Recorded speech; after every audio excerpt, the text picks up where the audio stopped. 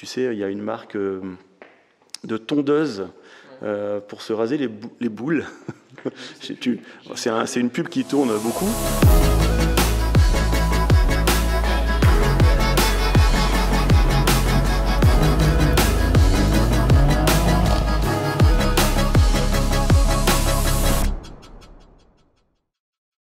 Salut à tous, c'est Nat. Aujourd'hui, on se retrouve pour une nouvelle vidéo. Dans cette vidéo, je vais être accompagné d'un invité qui s'appelle Romain. Bienvenue à toi, Romain. Bonjour à tous. Donc, Romain, en fait, c'est un agent, tout simplement, si on devait résumer simplement le terme. Un agent. Et pourquoi j'ai décidé de le faire intervenir sur ma chaîne? Tout simplement parce que je reçois beaucoup de questions par rapport aux agents en dropshipping. Et bien là, vous en avez un devant vous. Du coup, j'ai listé un peu les questions qu'on me pose souvent. Et il va tâcher d'y répondre et de vous aiguiller par rapport à tout ça. Donc, première question déjà, est-ce que tu peux juste te présenter rapidement, définir concrètement qu'est-ce que tu fais et aussi c'est quoi un agent au final? Alors effectivement, moi je m'appelle Romain, je suis le cofondateur d'Incubox. Je pense que certains peut-être connaissent ou ont entendu parler d'Incubox sur les réseaux sociaux. On est effectivement un bureau d'agents français, uniquement français, mais implanté en Asie, puisqu'on a nos propres entrepôts en Chine. Alors c'est quoi un agent? Un agent, c'est un intermédiaire entre vous et le fournisseur.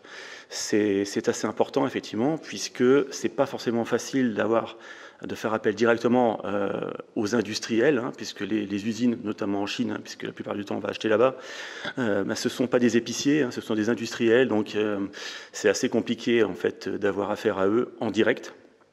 Très peu de gens passent en direct avec eux en réalité, sauf si on a vraiment des quantités absolument énormes.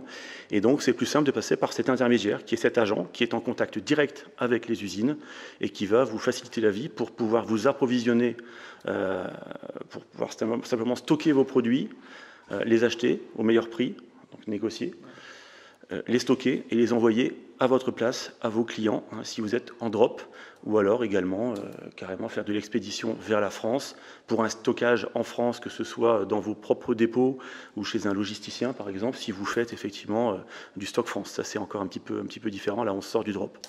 Voilà un petit peu à quoi sert un agent en quelques mots. Donc en fait concrètement, voilà, il y a des fournisseurs qui font les produits. Quelqu'un qui veut passer par un agent, en fait, vous expédiez directement les produits depuis le pays où est le fournisseur aussi? C'est ça? Ouais. Ok. Et vous pouvez aussi faire du stock, rapatrier dans des stocks en Europe, un peu où vous souhaitez au final. D'accord, très bien. J'ai une deuxième question qui me vient du coup. Donc voilà, l'agent fait ce travail-là. C'est quoi l'avantage de passer par un agent? Vraiment, même plusieurs avantages de passer par un agent. Au final, pourquoi on ne contacterait pas directement le fournisseur et le fournisseur se charge d'expédier les colis? Pourquoi passer par un intermédiaire? Comme je l'avais expliqué tout à l'heure, très peu de fabricants en fait, acceptent de passer du temps à négocier en direct avec des distributeurs, puisque vous êtes finalement distributeur à partir du moment où vous êtes e-commerçant. C'est très difficile de les joindre déjà. La plupart du temps, ils parlent assez mal. Alors, pas français bien sûr, mais même anglais, c'est compliqué. C'est beaucoup mieux de passer effectivement par des agents qui peuvent parler en chinois. Alors, vous allez me dire, nous on propose un service d'agent français, certes, mais on est associé directement. Dans nos employés, on a effectivement un personnel qui est chinois, qui permet, des commerciaux notamment, ce qui permet effectivement de pouvoir vraiment négocier les prix de manière assez directe et en chinois avec les fabricants. Alors ça, c'est vraiment le gros point fort de l'agent. Livraison également plus rapide. C'est-à-dire qu'un agent, effectivement, il faut bien comprendre le fabricant ne va pas s'occuper de l'envoi de vos colis. Lui, il s'en fout. Lui, simplement, il vous remet les produits à la porte de l'usine. C'est terminé. Il peut les envoyer effectivement, pourquoi pas, vers un dépôt en Chine, puisqu'on parle de la Chine principalement, mais ça s'arrête là. C'est-à-dire qu'il ne va pas organiser l'envoi des colis jusqu'à vos clients finaux. Donc ça, il faut effectivement passer par un agent. Nous, ce qu'on propose, par exemple, comme d'autres agents, c'est d'avoir effectivement un stock dans le pays même des fabricants, donc la Chine, pour pouvoir recevoir les colis, les traiter, parce qu'effectivement, il y a aussi des fois de l'emballage particulier à faire, de la protection aussi de ces colis qui vont traverser la planète. Et puis, on va traiter vos commandes dans les 24 heures, pour ce qui nous concerne nous, et ce sera expédié directement chez vos clients. Et donc ça, jamais une usine ne fera ça. Ça passe vraiment. par rapport à AliExpress, parce que AliExpress, souvent, quand on commande, tu peux attendre 3-4 jours avant que le colis parte du fournisseur déjà. Donc déjà que tu perds du temps à ce niveau-là. Donc vous, ouais, en général, les agents expédient beaucoup plus rapidement, 24 heures. C'est ça. Alors, je vais me permettre juste une précision par rapport à AliExpress. Ce qu'il faut bien comprendre, c'est que sur AliExpress, on a affaire en réalité aussi à tout un tas d'agents. C'est-à-dire que c'est souvent des gens, par exemple, qui ont une vitrine à AliExpress, on va dire, je vais dire n'importe quoi, sur les jouets. Bon, ils se spécialisent sur une 50aine d'articles qui concernent un univers comme les jouets, parce qu'ils ont de bonnes relations avec une usine en particulier de jouets, une ou plusieurs. Mais ce qui se passe, c'est que quand vous commandez sur AliExpress, la plupart du temps, ce n'est pas toujours le cas, mais ils n'ont pas forcément le stock dans leur entrepôt. Et quand je dis entrepôt, honnêtement, parfois c'est une cave. Enfin, je veux dire, ils ont, dans le lieu de stockage, n'ont pas forcément le stock. C'est-à-dire que quand vous allez commander sur AliExpress, ce qu'il faut bien comprendre, c'est que vous allez vous dire, mais comment ça se fait que le colis n'est pas encore parti à J+4, J+5, J+6 avant ma commande? Parce que ces agents vont attendre d'avoir suffisamment de commandes emmagasinés sur AliExpress pour eux-mêmes commander, par exemple, effectivement en usine, une quantité de ce jouet en question que vous-même avez commandé sur AliExpress. C'est-à-dire qu'en fait, encore une fois, on a affaire à des industriels quand on passe directement avec les fabricants. Donc les agents doivent attendre d'avoir suffisamment, un minimum de commandes pour pouvoir eux-mêmes passer commande. Et donc ce qui fait qu'en fait, votre colis ne sera jamais expédié avant, très rarement, avant 4-5 jours, le temps que ces agents aient assez de commandes et puissent recevoir eux-mêmes la marchandise à expédier. Et vous prenez beaucoup de retard, effectivement, et beaucoup de problèmes SAV, comme on le sait. Ça explique que certains fournisseurs, enfin, il y a vraiment des gros décalages entre certains fournisseurs. Ouais, tout à fait. Ok, super.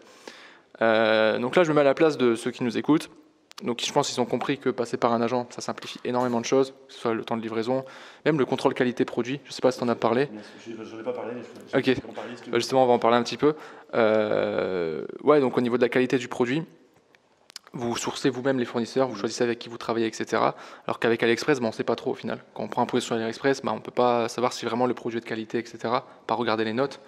Donc ça, vous le gérez aussi, c'est ça? Effectivement, ça c'est un point vraiment clé, surtout quand on travaille avec la Chine et selon les catégories de produits. Si on travaille par exemple sur des produits sensibles comme des cosmétiques, c'est vrai que j'entends souvent, il ne faut surtout pas faire de la crème de jour, enfin la crème de soin ou du maquillage avec la Chine, etc.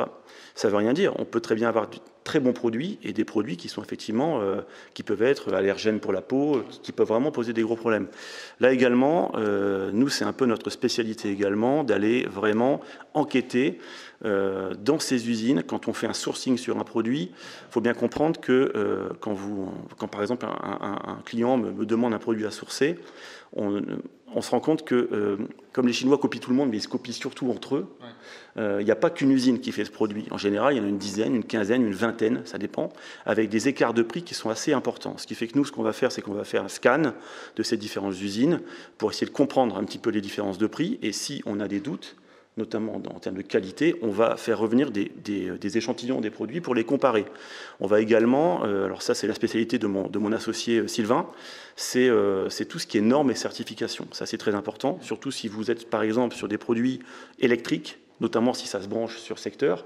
Vous pouvez très bien faire importer, ou vendre des produits via AliExpress qui se branchent donc sur le courant et qui mettent le feu à une maison, qui peut faire 3 morts. Enfin, là, je dramatise un petit peu, je suis désolé, mais ça peut arriver. Et vous pouvez très bien vous dire ah ben je comprends pas, etc. Il y avait une certification CE annoncée par AliExpress, et une fois sur deux, cette certification CE, c'est un fake. Il faut savoir que pour $300, on a un faux CE en bonne et due forme, un papier qu'on nous donne, mais ce CE ne vaut rien. Donc là également, c'est important vraiment d'aller beaucoup plus loin en fait dans ce sourcing au niveau de la qualité des certifications et des normes des produits pour savoir ce qu'on envoie. Nous, c'est notre responsabilité aussi d'envoyer, on s'engage également à envoyer des produits qui sont de bonne qualité et parfois même l'aspect extérieur d'un produit ne veut rien dire. On s'est déjà rendu compte, notamment pour des produits électroniques, la coque extérieure d'un produit peut être identique selon le fabricant, puis il peut y avoir des écarts de prix différents. Et en fait, quand on ouvre le produit, on se rend compte que soit le moteur, par exemple, si c'est un produit qui nécessite un moteur, n'est pas assez puissant, les rouages sont en plastique au lieu d'être en métal, c'est pas huilé. Enfin, il y a vraiment régulièrement des problèmes de qualité. Et il faut vraiment aller très très loin dans l'enquête lors du sourcing sur cette qualité. Et ça, c'est notre rôle également. Voilà, c'est le rôle d'un agent. Okay. Super. Donc dans ce cas-là, à mon avis, la plupart des gens vont se dire génial, moi aussi j'ai envie de passer par un agent, parce que forcément on veut des produits de qualité, une livraison plus rapide, enfin tous les avantages. Concrètement, à quel moment on peut passer par un agent? Parce qu'on ne peut pas le faire directement dès le départ. C'est quoi, on va dire, la procédure à suivre si voilà, quelqu'un, par exemple, qui n'a pas encore de boutique, qui se lance à peine, qui n'a pas forcément encore vendu, se dit j'ai envie de passer tout de suite avec un agent au lieu de passer par AliExpress par exemple? Eh bien, c'est une erreur. C'est une erreur. Non, AliExpress, c'est très utile. Moi, je critique beaucoup AliExpress dans son fonctionnement, mais heureusement qu'AliExpress est là, ça permet de faire des tests sur des produits, non pas sur le produit en lui-même, on s'en fout, c'est plutôt tester son marché par rapport, effectivement. On peut très bien avoir des fois une bonne idée, hein, surtout quand on débute, on n'a pas forcément assez d'expérience pour définir ce que va être un produit qui fonctionne et un produit qui ne fonctionne pas. Au bout de quelques mois, quelques années, on sait très bien effectivement ce qui peut marcher ou pas. Et je ne parle même pas seulement de ce qu'on va trouver sur AdSpy. Bien sûr, ça c'est aussi des aides. Hein. Mais simplement, on peut des fois se dire ce produit me plaît, donc je vais le vendre. Je vais passer par un agent tout de suite parce qu'on m'a dit que j'ai vu sur YouTube des gens qui me disent qu'il faut passer par un agent, c'est mieux, etc. Bien sûr que c'est mieux. Le problème, c'est qu'il faut vraiment, c'est un métier où il faut aller, ça va très vite, mais il faut vraiment respecter les étapes. Et donc les tests produits sur AliExpress, c'est indispensable pour tester effectivement déjà votre site, la manière dont il convertit ce site. Est-ce que le produit est valable? Est-ce que le produit répond aux besoins de l'audience que vous avez sélectionnée? Voilà, ne passez pas du tout par un agent tout de suite, puisque pour être réactif, il faut bien comprendre que quand vous passez par un agent, et je vous parle d'un vrai agent, je vous parle pas par exemple de CJ où c'est un petit peu différent encore. CJ c'est un peu le même fonctionnement qu'AliExpress, on va dire. C'est AliExpress bis, c'est mieux qu'AliExpress, on est d'accord. Mais pour moi, c'est pas le rôle d'un agent concrètement. C'est quand même un peu l'usine, il faut quand même le dire, CJ. Mais ce que je veux dire, c'est que si vous passez par un agent, vous allez vous engager sur un stock. C'est-à-dire que, par exemple, vous allez sourcer, je vais dire n'importe quoi, des lunettes de soleil. Donc vous allez sourcer un modèle de lunettes de soleil et l'agent va vous dire le minimum sur ces lunettes, par exemple, c'est 300 pièces. Encore une fois, nous, on négocie directement avec l'usine. L'usine, ce ne sont pas des épiciers, hein, donc ils ne vont pas nous dire vous pouvez prendre 20 pièces. Non, ce sont des gens qui sont habitués à travailler avec des quantités de l'ordre de 20 000, 50 000 pièces, 100 000 pièces, voire plus. Donc, il y a toujours des minimums. Si, par exemple, le minimum, c'est 300 pièces ou 500 pièces, vous allez devoir acheter ce stock d'avance, avant même de le vendre. Donc, forcément, vous allez engager votre trésorerie. Et si vous n'êtes pas sûr de votre produit, si vous n'avez pas une boutique déjà qui tourne, ça peut être dangereux. Puisqu'effectivement, vous allez avoir de l'argent qui va dormir dans un dépôt si les ventes ne suivent pas. Et ce n'est pas forcément facile de faire reprendre les produits. Les usines ne sont pas forcément conciliantes pour ça. Okay. Ça marche donc. Au final, il vaut mieux faire d'abord son testing avec AliExpress, exactement, voire CJ Dropshipping si jamais. Et une fois qu'on a validé le marché, qu'on sait que notre produit vend, c'est à ce moment-là qu'on passe par un agent. Ok, donc pour les débutants, on va plutôt recommander du coup AliExpress au départ pour tester. Et après, par la suite, si ça fonctionne, là, vous pourrez aller vers un agent. Maintenant, quelqu'un qui vend déjà, donc qui a déjà validé son marché avec son produit, à partir de combien de commandes, de combien de temps il peut commencer à aller travailler avec un agent? Il n'y a pas de règle vraiment établie sur ce point, puisque, on va dire, le problème, c'est qu'un agent, comme tout le monde, comme vous, a besoin d'être rentable dans son activité. À partir du moment où on fait un sourcing, à partir du moment où on stocke, on traite les produits, forcément, c'est du travail, ça engage beaucoup de personnes, hein, notamment à l'entrepôt, les préparateurs de commandes, négocier les contrats avec les transporteurs, etc. Ça engage beaucoup de travail. Donc il faut que ce soit rentable. Donc effectivement, il y a peu d'agents qui acceptent de travailler avec des gens qui font moins d'une vingtaine de commandes par jour en moyenne. Maintenant, ça ne veut rien dire. Hein. On peut très bien avoir 100 commandes par jour d'un produit qui coûte 50 centimes à l'achat, sur lequel l'agent va se faire très peu de marge. Et certains vont faire 10 ventes par jour d'un produit sur lequel l'agent va marger beaucoup plus, puisque c'est un produit vraiment à étiquette, à forte valeur ajoutée. Donc c'est un petit peu au cas par cas, mais on va dire en moyenne, il faut compter une vingtaine, 20-30 ventes par jour de manière régulière pour se dire, tiens, je vais passer par un agent, je vais tenter de passer par un agent pour voir un petit peu ce que ça peut m'apporter comme avantage. Voilà. Okay. Je te passe le micro. Et du coup, en termes de stabilité, parce que imaginons une personne qui se lance, elle fait ses premiers tests et première journée, elle fait 50 commandes. Elle pourrait se dire, ok, j'ai fait une journée, c'est bon, je passe par un agent. Mais il faut une certaine stabilité, tu l'as dit. C'est quoi on va dire le délai Est-ce que c'est au bout d'une semaine, un mois, ou ça varie? Là aussi, c'est des questions qui ne sont pas forcément simples, Nat, parce que ça dépend aussi du produit. Par exemple, si on est sur un produit qui a une saisonnalité très forte, je ne sais pas, on va parler par exemple d'un accessoire de piscine. On sait très bien, même si cette année c'était particulier, puisqu'avec le confinement, il a fait plutôt beau, les gens étaient dans l'eau déjà à partir du mois d'avril. Hein. Mais on va dire habituellement, il faut vraiment penser à la saisonnalité d'un produit. Si on est sur un produit qui n'est pas saisonnier du tout, qui n'a un produit par exemple pour enfants, hein, pour bébés, ça c'est un gros marché, hein, tout ce qui touche aux enfants, aux jeunes enfants ou les animaux par exemple, bon, ça c'est des produits qui se vendent bien toute l'année. Mais si on est sur un produit extrêmement saisonnier, attention, méfiez-vous, ne pas vous engager, même si vous faites effectivement pendant une semaine ou deux de très bonnes ventes, ça peut être dépendant du temps. Hein. Si on vend par exemple un produit pour l'hiver, j'ai dit n'importe quoi, un anorak chauffant, on en a tous vu ce genre de produit, on sait très bien qu'effectivement, voilà, ça va se vendre pendant une période de grand froid, ça peut durer 2 semaines où il va vraiment faire très froid, puis après le temps va se radoucir, et puis là il y aura beaucoup moins de ventes. Donc il faut être assez prudent, mais en général, je vais dire, voilà, si au bout d'une semaine ou deux, vous avez des ventes journalières de manière régulière, vous pouvez passer par un agent et vous n'êtes pas obligé non plus de vous engager sur des quantités de 5000 pièces ou 10 000 pièces. Ça, il faut y aller encore une fois étape par étape. Même quand vous commencez à bosser avec un agent, vous prenez d'abord le minimum le possible, hein, ce qui est souvent de l'ordre de 200, 300, 500 pièces selon les produits. Et puis après, vous allez monter, vous allez voir si le produit continue effectivement son ascension. Et là, vous pourrez après en prendre plus, encore plus et encore plus. Voilà. Ok, super. Une autre question du coup. Bon, la question est un peu simple, mais bon, on va la poser quand même. C'est quoi l'avantage de passer par un agent plutôt qui parle français? Parce que bon, les agents, il y en a beaucoup, c'est souvent des Chinois. Bien sûr. Donc on parle anglais avec eux. Ils ont un peu de mal avec l'anglais. En plus, ils ont une culture un peu différente. Donc des fois, c'est un peu difficile de se faire comprendre. Ils ont aussi des délais au niveau des décalages horaires. Tout à fait. Du coup, il faut les contacter. Enfin, c'est un peu compliqué. Et du coup, il y a des agents français. Donc c'est quoi l'avantage de passer par un agent français? Alors effectivement, tu l'as dit, déjà c'est au niveau de la communication. C'est vrai que communiquer avec un Asiatique, il y a plutôt un Chinois. Hein. Nous, on travaille également aussi avec des pays comme le Vietnam, etc. Donc il n'y a pas que les Chinois. Mais c'est vrai que globalement, on va dire la Chine. Les Chinois parlent pas tous très bien anglais, il faut le dire. Nous, les Français, moi je vois aussi par expérience, il y a quand même assez peu de Français qui parlent vraiment très bien anglais, donc ça reste une langue un peu passerelle en fait entre les deux. Et c'est vrai que dès qu'on commence à rentrer dans des développements, dès qu'on veut faire du branding, parce que ça aussi c'est l'un des avantages de passer par un agent, dont on n'a pas parlé tout à l'heure, c'est pouvoir faire du branding, ce qui devient vraiment indispensable à l'heure d'aujourd'hui. On en reparlera pourquoi pas tout à l'heure, mais simplement pour répondre à ta question.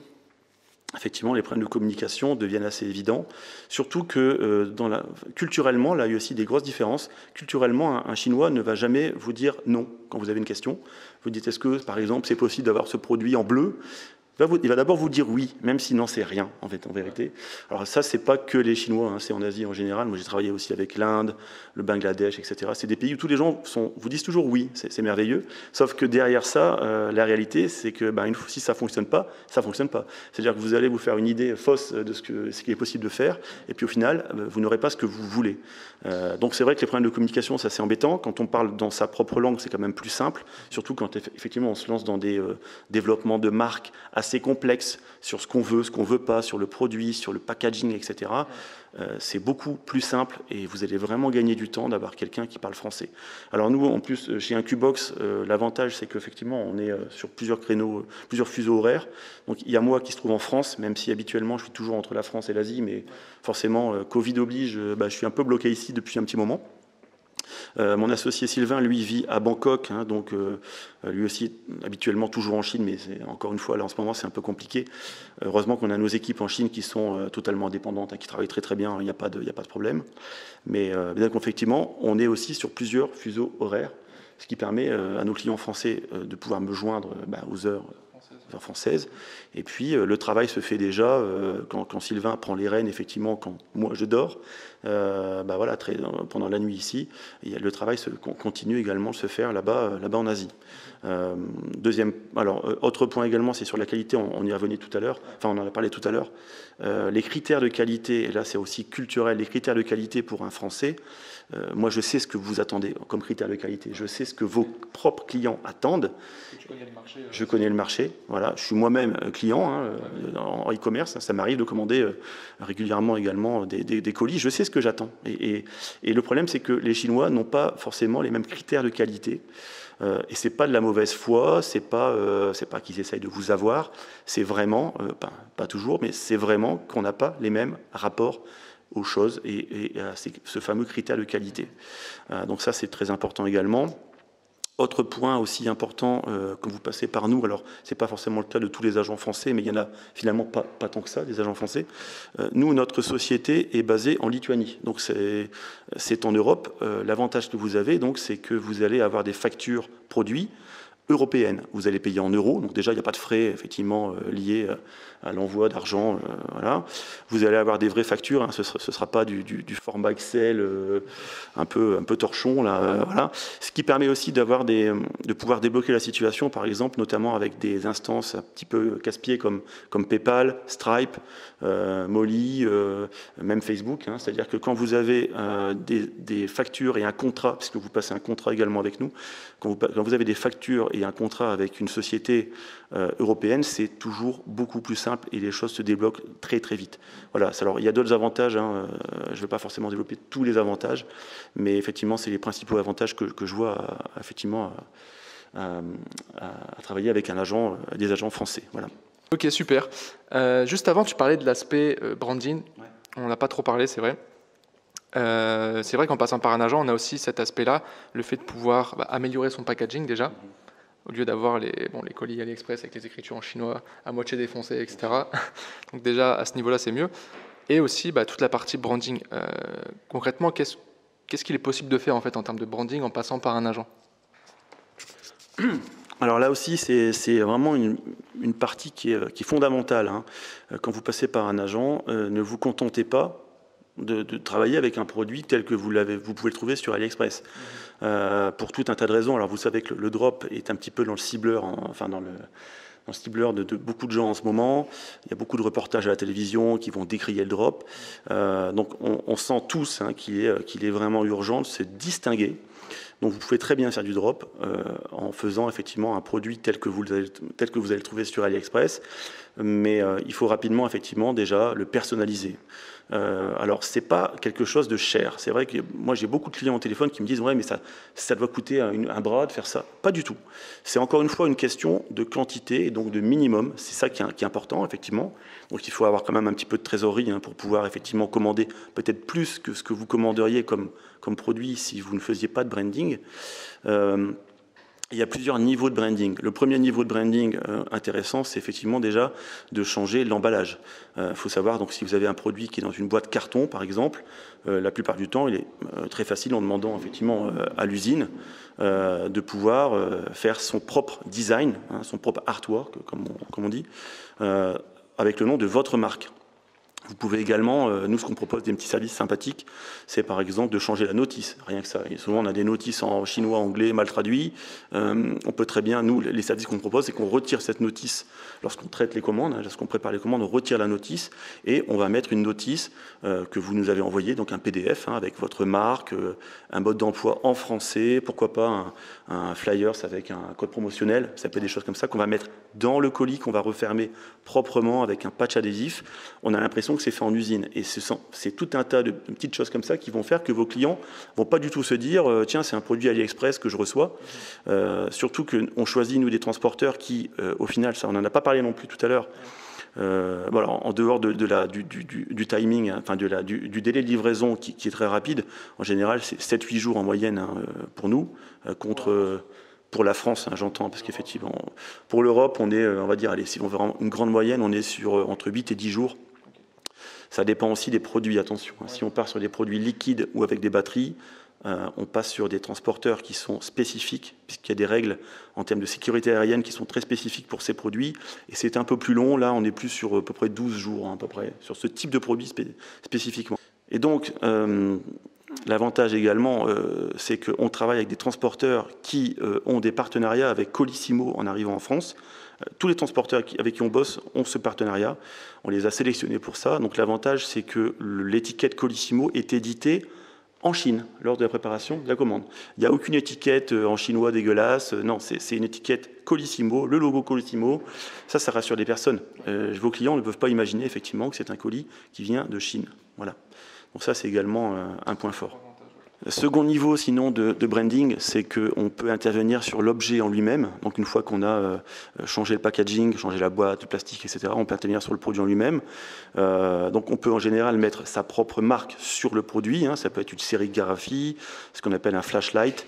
Ça peut être une étiquette tissée si on est sur un produit un peu textile. Donc, effectivement, on peut intervenir vraiment sur le produit. Et puis, la dernière étape, alors là, il faut quand même une trésor qui est beaucoup plus costaud, c'est carrément de faire un peu de recherche et développement, de R&D, et carrément de se distinguer en ayant un produit dont on va changer carrément la forme. Ça peut être effectivement, alors selon les produits, c'est plus ou moins facile. On peut carrément faire son propre moule. Donc il faut savoir qu'un moule, ça peut être très cher. C'est entre 5 000 et 10 000 euros, quand même, grosso modo, selon l'objet. Et voire même plus cher que ça, selon ce qu'on fait. Mais là, c'est génial parce que vous avez le moule qui vous appartient de votre produit. Ça peut être que la coque du produit. Si on est sur un produit, par exemple, je dis n'importe quoi, tu sais, il y a une marque de tondeuse pour se raser les boules. C'est une pub qui tourne beaucoup. Alors, bon, non seulement ils ont un marketing qui est plutôt sympa, mais ce qui est intéressant, c'est qu'ils sont sur un rasoir tout à fait lambda, en réalité, sauf qu'ils ont fait leur propre moule pour avoir un rasoir qui soit finalement unique. Vous ne trouverez jamais ce même rasoir à l'identique. Donc, c'est leur produit. Et ça, c'est vraiment... c'est imbattable. C'est imbattable en termes de branding. Voilà, vous avez vraiment la totale comme ça. Et c'est vraiment vers ce but qu'il faut tendre, si vous le pouvez, sur un produit qui dure. Ne faites pas ça sur un produit saisonnier, sur un produit winner qui va durer une saison, ça ne sert à rien. Mais si vous avez un produit qui est un produit classique sur lequel vous êtes bien positionné, si vous faites du multicanal et sur lesquels vraiment vous avez des ventes intéressantes, progressez dans le branding et allez jusque-là si vous pouvez. Parfait. Merci beaucoup pour toutes ces informations. Dernière question. Maintenant, donc on sait un peu toutes les spécificités par rapport aux agents. Maintenant, comment on fait pour trouver un agent? Est-ce qu'il y a des sites internet? Est-ce qu'il faut contacter des gens qui travaillent déjà avec des agents, rentrer dans des groupes? Je ne sais pas. Comment on fait pour trouver des agents? Effectivement, la manière la plus simple, je dirais, de contacter un agent, c'est de passer par des groupes Facebook notamment. Il y a suffisamment de groupes de e-commerce. Et si vous regardez cette vidéo, j'imagine que vous êtes déjà inscrit dans pas mal de groupes. Il suffit de poser une question. Alors vous allez avoir beaucoup de retours. C'est vrai que ça dépend également de qui est en face de vous et qui vous répond. Vous pouvez très bien passer par un agent chinois qui va vous satisfaire parce que vous allez faire des petites quantités, vous êtes sur un produit sûr. Bon, attention, les agents chinois sont très sérieux. Nous, on travaille avec des Chinois, ça se passe très très bien. On a notre propre équipe. On a une équipe de quarantaine de personnes en tout. Tout se passe très bien. Mais c'est vrai que le mieux, c'est d'avoir vraiment des recommandations. Soyez quand même très prudents avec les Chinois, puisque c'est comme partout. Il y a des gens honnêtes, des gens malhonnêtes. Il vaut mieux avoir des recommandations. Moi, j'ai dans mes clients, j'ai 2 personnes qui se sont fait avoir, qui ont fait des virements d'argent assez importants, notamment 50 000 euros, un peu plus de 50 000 euros pour l'un de nos clients. Et son agent chinois, qui n'était qu'un pseudonyme sur Skype en réalité, il a disparu, tout simplement, avec 50 000 euros. Ça fait très très mal. Et là, vous n'avez aucun recours. Voilà, donc c'est aussi un avantage de passer avec un agent français qui a une société en Europe, comme nous, bizarrement, c'est que vous avez un recours, effectivement, on ne peut pas se permettre d'être malhonnête, déjà c'est pas le but, mais on ne peut pas se permettre puisque vous avez un recours, notre société est en Europe. Quand la société est en Chine, c'est assez compliqué. Donc effectivement, le mieux c'est d'avoir des recommandations plutôt que de travailler avec n'importe quel agent qui va vous dire, on en voit beaucoup, notamment des agents chinois qui font leur pub sur ces groupes. Mais voilà, le mieux c'est vraiment d'avoir des recommandations directes de personnes qui eux-mêmes travaillent avec des agents. C'est la première chose à faire avant de vous lancer avec n'importe qui. Voilà. Ok. Parfait, je pense que vous avez eu énormément d'informations dans cette vidéo. Je pense que là, les agents n'ont plus de secret pour vous. Je pense que tu as bien tout résumé, tu as donné les avantages, etc. Donc c'est génial. Maintenant, s'il y a des personnes qui souhaitent travailler avec des agents, toi-même tu es agent, donc tu proposes ce genre de service. Ce que je vais faire, c'est que je mettrai ton adresse mail ou un messenger, enfin quelque chose pour qu'on puisse te contacter. Si des gens parmi vous veulent travailler avec Romain, vous pourrez comme ça le contacter. Ça ne sert à rien de venir si vous n'avez pas encore de boutique, que vous ne faites pas encore de vente. Il faut, comme tu l'as dit, avoir déjà un minimum de commandes, une certaine stabilité. Et si c'est le cas, n'hésitez surtout pas à aller le contacter. Il y aura toutes les informations dans la description. En tout cas, un grand merci à vous d'avoir suivi cette vidéo. Un grand merci à toi, Romain. Merci Nat de m'avoir invité. Et sur ce, nous, on se retrouve très bientôt dans une prochaine vidéo. Et puis, à la prochaine. Ciao. Salut.